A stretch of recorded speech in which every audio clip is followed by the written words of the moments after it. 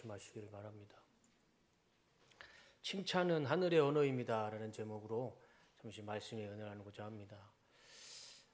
제가 4월에 우리 교회에서 한수지방에 지방일을 했습니다. 그때 설교를 제가 했죠. 처음으로 우리 지방의 목사님들 앞에서 설교를 했습니다. 그리고 한 2주 전에 한수지방회가 이제 속초에서 부부 동반으로 지방회를 했습니다. 그래서 저녁에 이제 제가 우리 지방에 있는 박영재 목사님 아실 거예요. 효성교회 그 박영재 목사님을 제가 모시고 저녁 식사하는 식당으로 이제 이동을 하는데, 박영재 목사님은 잘 모르시겠지만 우리 한국에서 최초로 교단을 초월해서 최초로 박사학위를 받으신 분인데 설교학으로 박사학위를 받으신 분이에요. 그래서 많은 목사님들이 지금도 이 박영재 목사님에게 설교 코칭을 받습니다. 그리고 설교 세미나를 받으세요. 지금도 아주 유명하신 목사님이죠. 그 목사님이 같이 식사를 하는 그 자리 차 안에서 그때 제가 4월에 설교를 했던 것을 기억해 주시고 저에게 설교 코칭을 해주시는 겁니다. 너무 감사했죠. 박영재 목사님에게 설교 코칭을 받으려면 예약을 해야 되고 기다려야 되고 또 그만큼 또 지불을 해야 됩니다. 쉽지가 않은 사역이죠. 근데 그날은 단둘이서 가는 길에 목사님께서 저에게 설교 코칭을 해주셨어요. 두 가지를 말씀해 주시더라고요. 하나는 장점과 또 하나는 단점을 말씀해 주셨습니다. 장점을 말씀해 주시는데 이 목사님은 설교로 하나님이 크게 쓰실 분 같습니다. 칭찬해 주시는 거예요. 감사합니다. 네, 제가 그 칭찬을 듣고 얼마나 기분이 좋았는지 몰랐습니다. 차를 몰고 아스팔트를 가는 것 같은데 제 기분은 대한항공 비즈니스석을 타고 가는 기분이었습니다.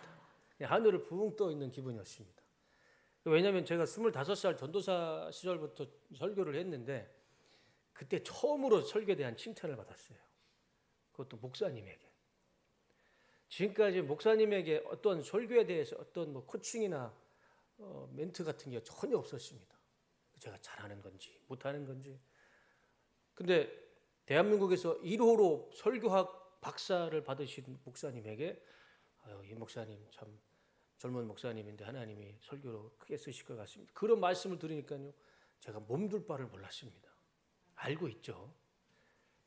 왜 그런 말씀하시는지 알고 있죠. 이제 막 담임 목사 부임하고 정신없을 텐데 격려 차원에서 해주신 말씀인 건 잘 알고 있죠. 후배 목사 기죽지 말라고 이제 격려 차원에서 해주신 말씀인 건 전 다 알고 있는데, 알고 있음에도 불구하고 그 목사님의 의도를 알고 있음에도 불구하고 기분이 너무 좋았습니다. 너무 감사했습니다.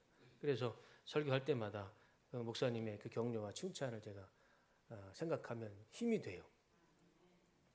그리고 짧게 칭찬해 주시고 이제 단점을 길게 말씀하시더라고요. 원래 코칭이 그런가 봅니다. 한 가지를 이제 저한테 지적을 해주셨어요. 이 목사님 이거는 꼭 고쳐야 됩니다. 그게 뭐냐면 그거는 저만 알고 있겠습니다. 굳이 제가 말씀을 드리지 않겠습니다. 제가 참 너무 기분이 좋았습니다. 그 목사님의 마음도 너무 감사했고 기죽지 말라는 그런 의도도 참 너무 감사했습니다. 제가 우리 성도님들에게 한 가지 질문을 하나 드리고 싶습니다. 요 근래에 내가 정말 진심을 다해서 그 사람의 좋은 점을 보고 칭찬을 해준 분이 있으신지, 가족이 됐든 자녀가 됐든 직장 동료가 됐든 누가 됐든 내가 칭찬을 해준 사람이 있는지. 근데 생각해 보면 우리는 참 칭찬에 대해서 인색한 것 같습니다. 저도 이 설교를 준비하면서 내가 누구에게 칭찬을 그렇게 진심을 다해서 칭찬한 사람이 있을까? 잘 떠오르지가 않더라고요. 딱 한 사람만 떠올라요. 우리 아들. 그냥 우리 아들은 그냥 밥만 먹어도 제가 칭찬해 줍니다. 그거 외에는 제가 그렇게 칭찬해 준 사람이 없는 것 같아요. 저부터 반성하고 회개했습니다. 2018년에 나온 책 하나가 있습니다. 폴라리스라는 책인데 저 책을 보면 우리 대한민국 사람들이 왜 그렇게 칭찬에 인색할까? 그 이유를 이렇게 설명합니다. 우리나라가 칭찬에 유독 인색한 것은 성향의 문제가 아니라 여유가 없기 때문이다. 여유롭게 커피만 한 잔 할 게 아니라 내일은 여유를 갖고 누군가를 칭찬해 주는 것은 어떨까? 저는 저 저자의 말에 100% 동감하고 공감이 가요. 우리 안에 칭찬이라는 언어가 없어서 칭찬을 안 하는 게 못하는 게 아니죠. 우리 안에 내가 칭찬을 하지 못해서 칭찬을 안 하는 게 아니죠.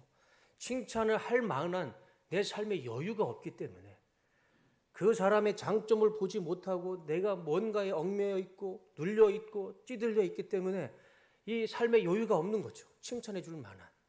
분명히 내 안에는 칭찬의 언어가 있고 칭찬하고 싶은 말은 있는데 그게 보이지가 않고 나오지가 않는 것이죠. 감사도 마찬가지인 것 같습니다. 감사도요. 내 삶에 여유가 없으면 어딘가에 눌려 있고 어딘가에 자꾸 짓눌려 있으면 감사 자체가 느끼지 못하고 찾지 못하고 말하지 못합니다. 우리 사실 아침에 일어나는 것도 하나님의 은혜이고 아침에 밥 먹는 것도 그 맛있는 밥 먹는 것도 하나님의 은혜이고 감사한 조건이잖아요.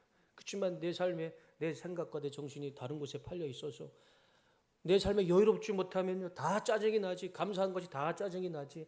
감사를 찾지 못하고 감사를 고백하지 못하는 것 같습니다. 칭찬도 마찬가지인 것 같아요. 칭찬을 해야 되는데 칭찬이 보이지가 않고 내 삶에 안 좋은 건 문제만 보이는 것 같습니다. 지금 내 삶에 칭찬이 없다면 그거는 지금 내 삶에 여유가 없다라는 증명인 것 같습니다. 제가 소망하기는 오늘 예배를 통해서 예배 가운데 하나님의 은혜가 우리 성도님들 가운데 충만하게 임하셔서 지금 내가 붙잡고 있는 그 모든 것들이 하나님의 은혜로 다 사라지고 내 삶에 하나님의 은혜로 여유롭게 변화받으셔서 모든 것이 다 감사이고 모든 것이 다 칭찬으로 보이시는 주님의 은혜가 임하시기를 주님의 이름으로 축복합니다. 탈무드에 이런 말이 있습니다. 남을 비방하는 것은 살인보다도 위험한 일이다. 살인은 한 사람을 죽이지만 비방은 세 사람을 죽인다. 비방하는 본인, 비방을 듣고 있는 사람, 그리고 비방하는 대상, 남을 비방하고 비방하면 이렇게 세 명을 죽이는 일이니 남을 비방하지 마라. 내가 실수로라도 무의식 중에라도 남을 비방하면은요, 그것은 내가 의도를 가지고 세 명을 죽이는 일을 하게 됩니다. 일단 비방을 하는 내 자신이 나를 죽이고 그 비방하는 그 대상을 죽이는 것이고 그 비방하는 말을 듣고 있는 그 사람도 죽이는 일이 됩니다. 탈무드의 말이 그래요. 근데 저는 이 말에 아주 격하게 공감을 합니다. 성경도 똑같이 말씀하십니다. 잠언 18장 21절 다 같이 읽어보겠습니다. 시작.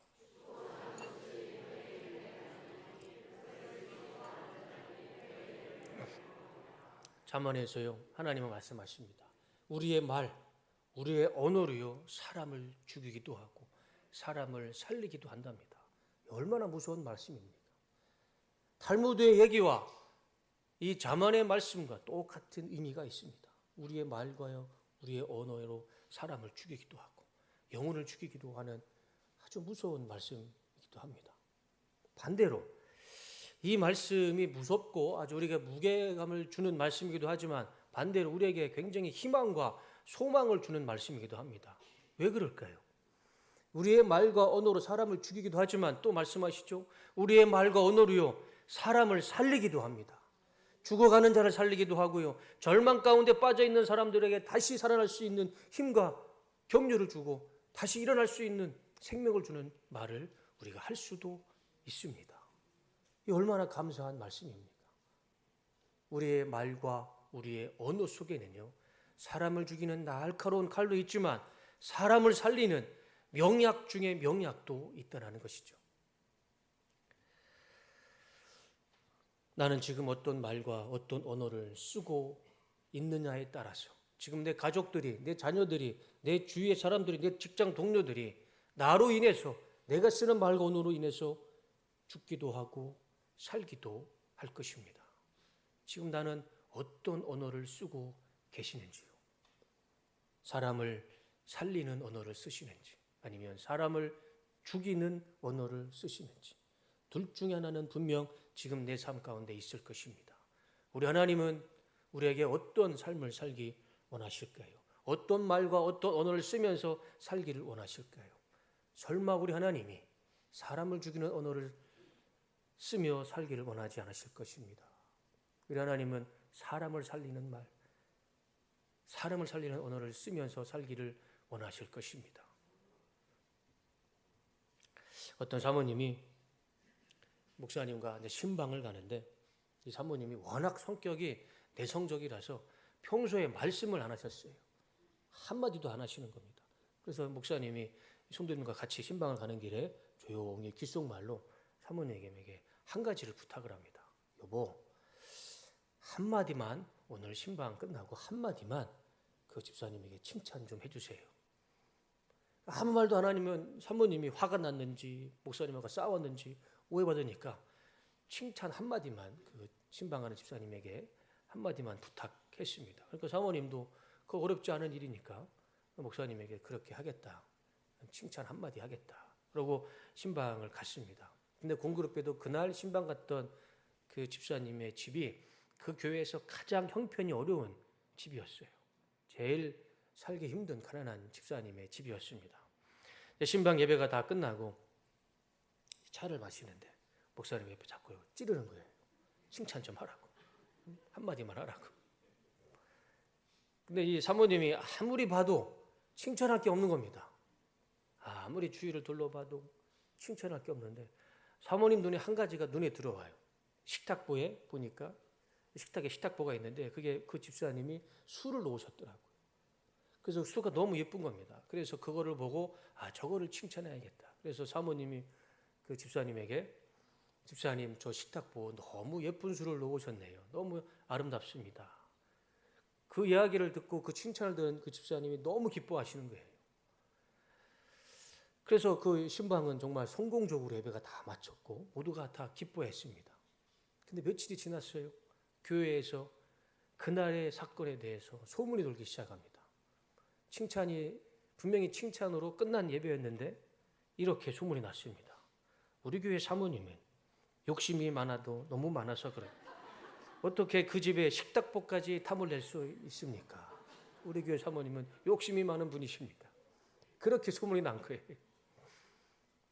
분명 칭찬으로 정말 격려를 하고 기쁘고 행복하게 신방 예배를 마쳤는데 그리고 그 집사님은 사모님의 칭찬으로 격려를 받았는데 그것을 바라보는 다른 사람은 그것을 칭찬이 아니라 오히려 저주로 바꿔서 이야기를 했던 것이죠. 분명히 사모님은 사람을 살리는 언어를 썼는데 그것을 본 다른 사람은 그것을 사람을 죽이는 언어로 바꿨던 것입니다. 그래서 그 사모님이 다음부터는 신방을 갈 때마다 한 가지를 준비한답니다. 그것이 뭘까요? 마스크를 준비해서 신방할 때마다 마스크로 절대 이야기를 하지 않았다는 그런 슬픈 이야기가 있습니다. 칭찬은 고뇌를 춤추게 한다는 책이 있죠. 아주 유명한 책입니다. 우리 성도님들도 한 번은 꼭 읽어보셨으면 좋겠습니다. 이 책의 저자는 이 켄 블랜차드라는 사람인데 미국 플로리다에 있는 시월드의 그 범고래 쇼를 이 사람이 봤습니다. 그 범고래가요, 키가 작은 왜소한 이 여자 조련사의 손짓을 통해서 오른쪽으로 하면 오른쪽으로 돌고 왼쪽으로 하면 왼쪽으로 돌고 번쩍 손을 들면 그 3톤짜리 그 큰 고래가 번쩍 점프도 하고 이 켄 블랜차드가 이 쇼가 경이로운 게 아니고 그 조련사가 경이로운 겁니다. 도대체 어떻게 했길래 저렇게 큰 3톤짜리 이 바다의 제왕인 이 범고래를 저렇게 조련할 수 있을까? 이게 너무 궁금해진 겁니다. 그래서 쇼가 끝나자마자 이 조련사를 찾아가게 됩니다. 그럼 물어보죠. 아니 도대체 어떻게 훈련을 시키고 어떻게 조련을 하면 저 범고래가 조련사의 말을 그렇게 잘 듣습니까? 그럴 때 조련사가 이렇게 얘기를 하죠. 고래가 잘하면 칭찬을 해줍니다. 고래가 잘못하고 실수를 해도 칭찬을 해줍니다. 답은 한 가지였어요. 칭찬이었습니다. 칭찬 한마디예요. 사람의 언어가 통하지 않는 그 3톤짜리 어마어마한 짐승이 여자의 한 손으로 오른쪽으로 가고 왼쪽으로 가고 점프를 하고 칭찬의 그 방법이 있었습니다. 그런데 이 말은 이미 성경에 말씀해 주셨습니다.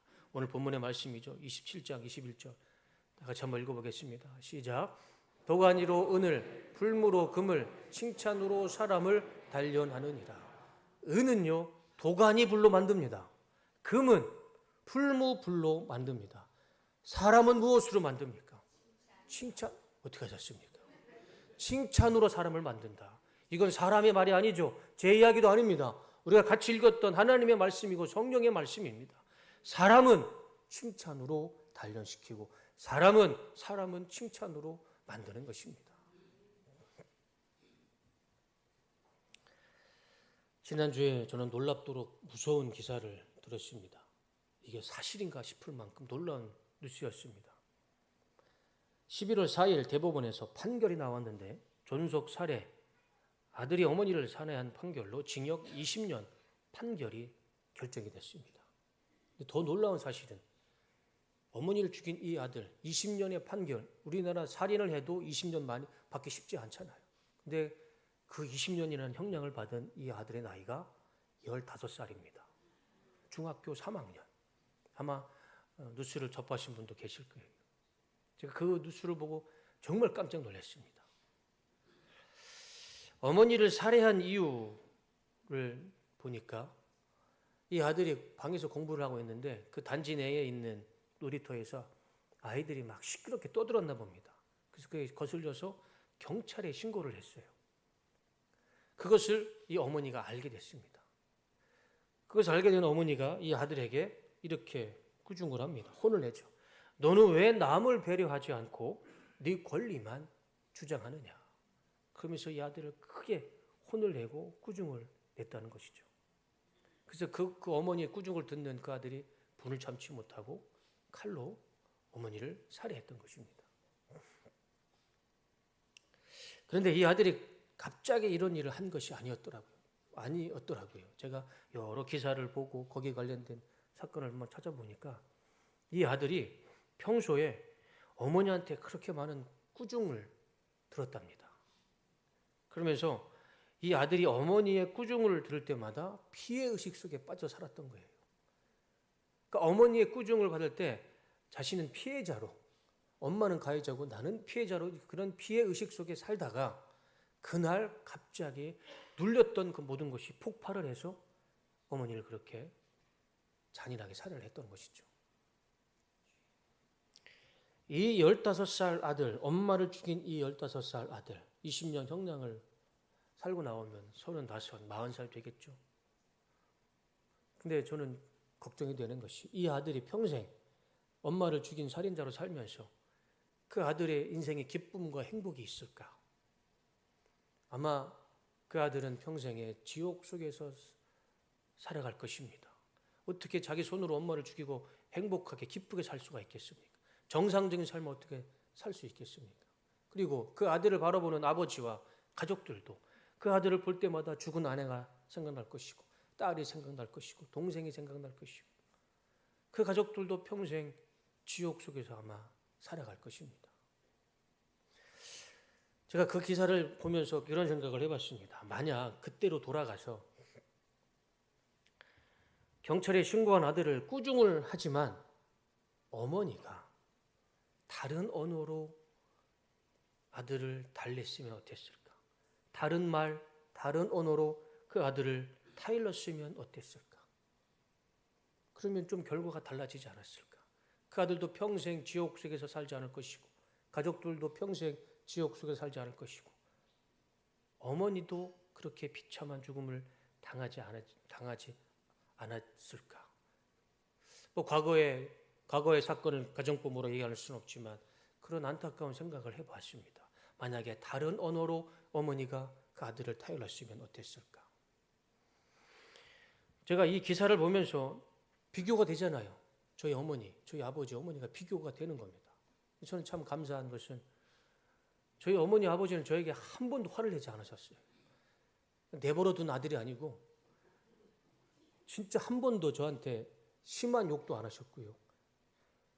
손도 안 드셨고 혼내키지도 않으셨어요. 그렇다고 저를 버린 자식은 아니었습니다. 저희 아버지 어머니 철학이 그러신 것 같아요.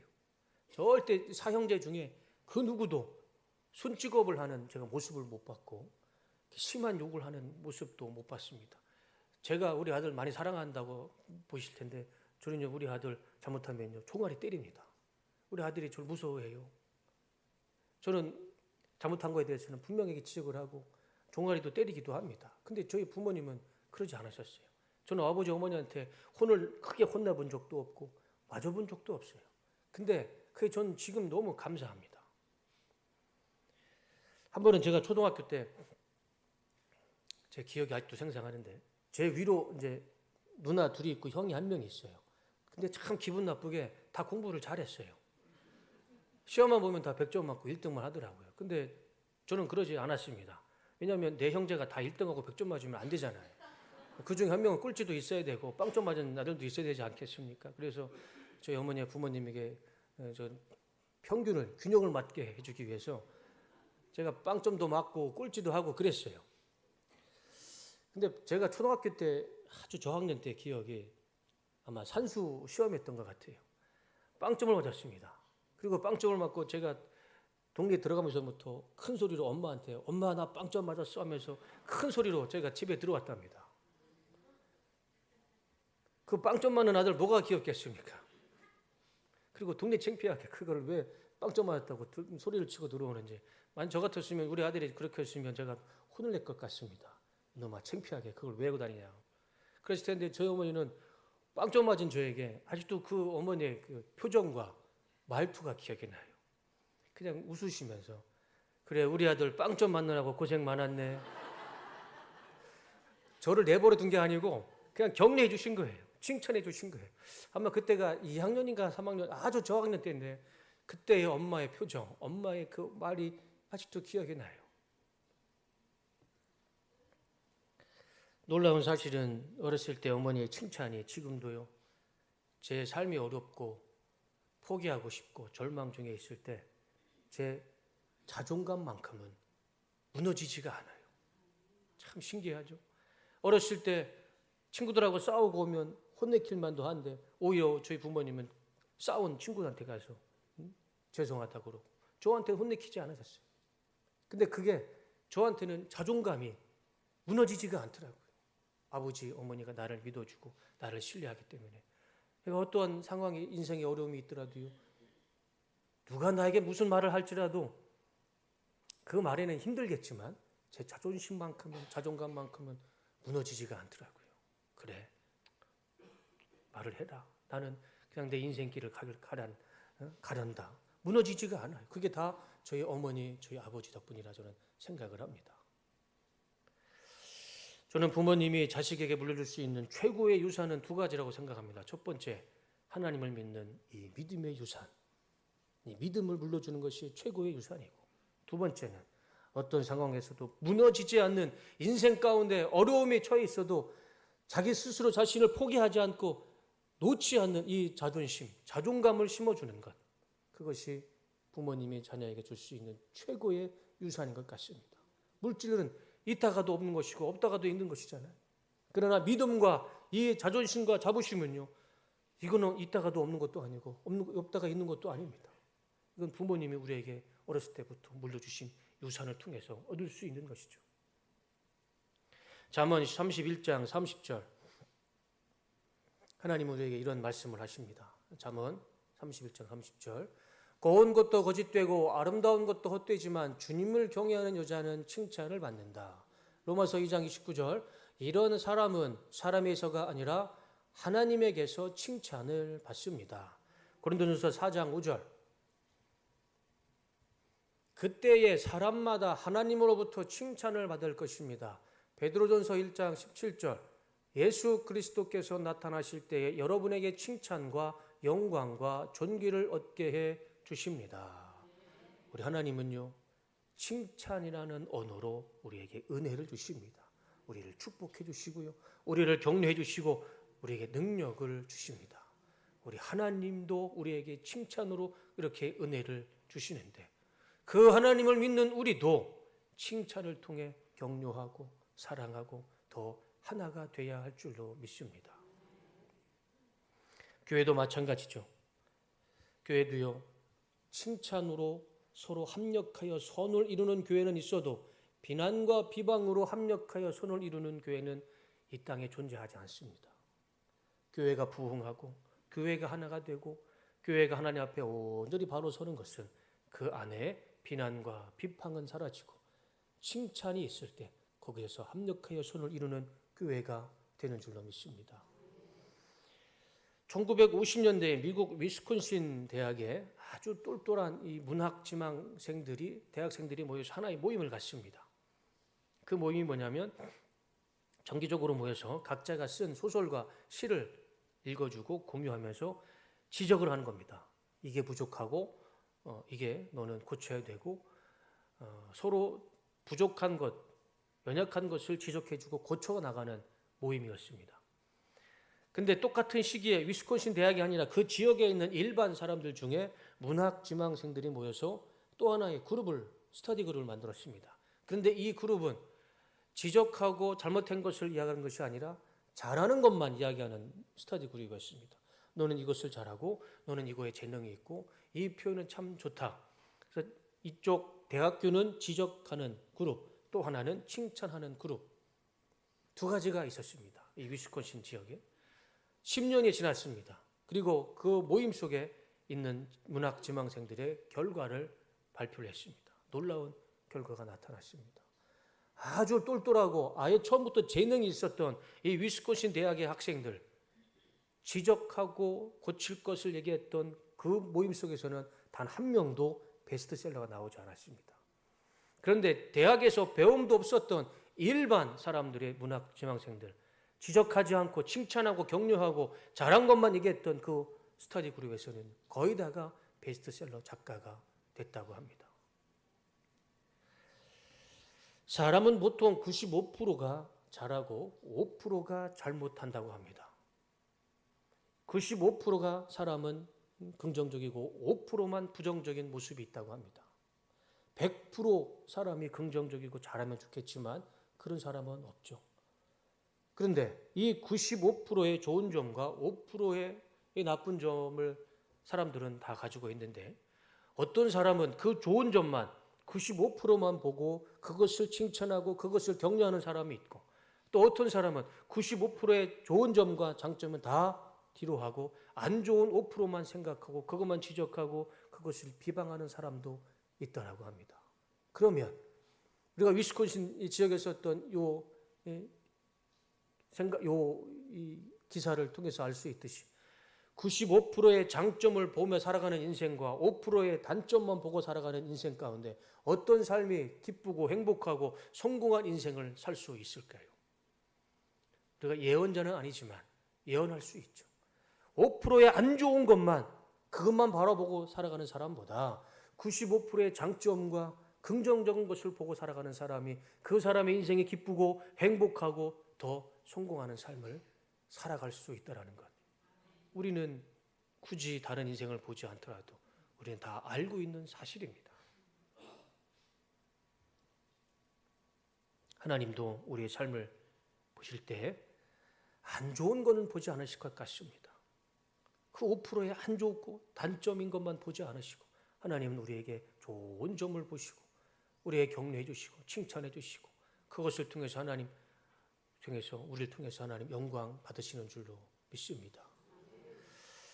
올해 이 성탄절을 준비하면서 제가 실내 장식을 유심히 보고 있습니다. 앞에 보이시죠? 이 성탄절 이 실내 장식이 얼마나 예쁜지 몰라요. 제 마음이 쏙 듭니다. 우리 성도님들은 매년 보셨던 성탄절 장식이지만 저는 올해 처음 보잖아요. 그리고 제가 지금까지 어디 교회에 있었습니까? 네. 아시죠? 군인들이 만들어 보면 이렇게 절대 안 나옵니다. 군인들의 생각 속에 이런 모습이 안 나옵니다. 성탄 줄인지 아닌지 구별이 안 될 만큼 만들어 놓는데 이 성탄 줄이가 얼마나 예쁜지 몰라요. 저 성탄 준비를 하면서 이소연 집사님, 박소련 권사님, 양경순 집사님, 김도희 집사님이 이 네 분이 이 성탄 우리 지금 실내 장식을 다 하셨어요. 그리고 지난주에는 토요일 11시까지 외벽을 붙이고 실내 장식을 하시더라고요. 제가 참 감동받았습니다. 칭찬해 드리고 싶어요. 네 분의 희생이 있어서 우리가 지금 이렇게 아름다운 실내 장식을 보고 있지 않습니까? 우리 강신대 장로님은 이제 은퇴를 실무 장로 은퇴하시면서 재무일도 은퇴를 하십니다. 10년 넘게 하셨어요. 10년 넘게 재무일 하는 게 보통 일이 아니잖아요. 그 장로님 참 너무 고생하셨고 수고하셨고 제가 칭찬해 드리고 싶습니다. 그리고 또 우리 노봉수 장로님 교회 건축부터 또 담임 목사 청빙으로부터 재직회 총무 역할을 1인 3역을 하셨어요. 아주 큰 일들을 노봉수 장로님이 다 짊어지셨습니다. 목에 그래서 이게 갑상선이 좀 안 좋게 되셨죠. 제가 9시 예배에도 우리 노봉수 장로님 말씀을 드렸고 참 고생하셨고 제가 칭찬해 드리고 싶습니다. 남선교연합회장 1년 동안 수고해 주신 우리 장경수 장로님, 또 여선교연합회장님으로 우리 교회 1년 살림을 해주신 우리 신춘자 권사님 참 고생하셨습니다. 남여선교연합회장님이 안 계시면 우리 교회가 돌아가지 않잖아요. 사역자들 4명이서 무슨 일을 할 수 있겠습니까? 회장님들이 도와주셔야 이 교회 사역이 이루어질 수 있는 거죠. 제가 칭찬해 드리고 싶어요. 그리고 우리 두 분의 지역장님, 김사민 권사님, 황인희 권사님, 가가오 방문하면서 신방하시고 선물도 전달해 주시고 격려해 주시는 그 모습을 제가 많이 봤습니다. 참 너무 감사하고, 또 우리 구역장님들 구역마다 구역원들에게 기도해 주시고 예배를 인도하시느라고 정말 한 해 고생하셨고 칭찬해 드리고 싶어요. 유치부부터 대청부까지 부장님, 부감님, 교사 선생님, 우리 사역자들 참 많이 희생하셨습니다. 지금 우리 한국교회 형편이요, 주일학교가 사라집니다. 주일학교가 없어요. 근데 우리 뚝섬교회는 주일학교가 다 있어요. 유치부도 있고요, 유초등부도 있고, 학생부도 있고, 대청부도 있습니다. 이렇게 주일학교가 다 있는, 부서가 다 있는 교회 많지 않습니다. 정말 쉽지 않아요. 그리고 그 부서마다 전임이 됐든 파트가 됐든 사역자가 있다는 것, 이것 정말 놀라운 일입니다. 이렇게까지 우리 뚝섬교회 부사역 그 부서가 유지할 수 있었던 것, 부장님, 부감님, 선생님들, 사역자들의 수고가 있었고 기도가 있었기 때문에 이렇게 유지가 되는 것이라 생각을 합니다. 칭찬해 드리고 싶어요. 그리고 남녀선교, 여선교회 회장님들, 임원분들, 또 위원회 위원장님들, 간사님들, 직분자님들의 헌신이 있었기 때문에 우리 뚝섬교회는 1년 동안 이렇게 하나님 은혜 가운데 지금까지 온 줄로 믿습니다. 그리고 또 매주마다 찬양하는 우리 호산나 성가대, 그 예배 때마다 찬양단으로 서시는 우리 찬양단 모든 권사님들, 집사님들, 특별히 또 우리 반주하시는 우리 집사님들 다 아프세요. 반주하시는 분들 중에 아프지 않은 분이 없으세요. 다 아프세요. 그런데도 반주에 나오셔서 매주 이렇게 반주로 헌신을 해주십니다. 참 제가 너무 감사하고 한 분 한 분 다 칭찬해 드리고 싶습니다. 한 해 동안 우리 뚝섬교회 모든 성도님들, 또 특별히 우리 실무장로님들 얼마나 열심히 교회를 위해서 헌신하시는지 몰라요. 제가 어느 목사님들 어느 교회를 가더라도 만나더라도 우리 뚝섬교회 우리 장로님들을 늘 자랑합니다. 우리 교회만큼 이런 교회를 위해서 헌신하시는 장로님이 안 계시다. 하나부터 열까지 우리 뚝섬교회 성도님들 다 정말 수고하셨고 또 칭찬 받으시기에 아주 합당하신 우리 성도님들이십니다. 내년에는 우리가 오늘 말씀을 순종함으로 더 많이 칭찬하고 하나가 되고 더 사랑하고 더 격려가 많아지는 우리 뚝섬교회가 되길 주님의 이름으로 축원하고 축복합니다. 2025년은 칭찬으로 우리 더 하나님의 뜻을 이루는 교회가 되길 원합니다. 우리 마지막으로 본문을 다시 한번 볼까요? 21절 본문의 말씀 다 같이 읽어보겠습니다. 시작. 도가니로 은을, 불무로 금을, 칭찬으로 사람을 단련하느니라. 칭찬은 사람의 언어가 아닙니다. 칭찬은 하나님의 언어입니다. 성경의 말씀이고 하늘의 언어입니다. 우리가 칭찬을 얘기할 때, 하나님의 언어를 이야기할 때, 하늘의 언어, 성경의 언어를 얘기할 때 우리 안에 하나님의 사랑과 은혜와 기쁨과 행복과 기적은 반드시 나타날 줄로 믿습니다. 칭찬은 고래를 춤추게도 하지만 칭찬은 하나님을 춤추게 할 수 있고 우리도 춤추게 할 수 있을 것입니다. 다가오는 2025년에는 우리가 서로가 서로를 칭찬함으로 하나님도 기쁘셔서 춤을 추시고 우리도 기쁨 가운데 춤을 추는 한 해가 되시기를 주님의 이름으로 축원하고 축복합니다. 기도하겠습니다.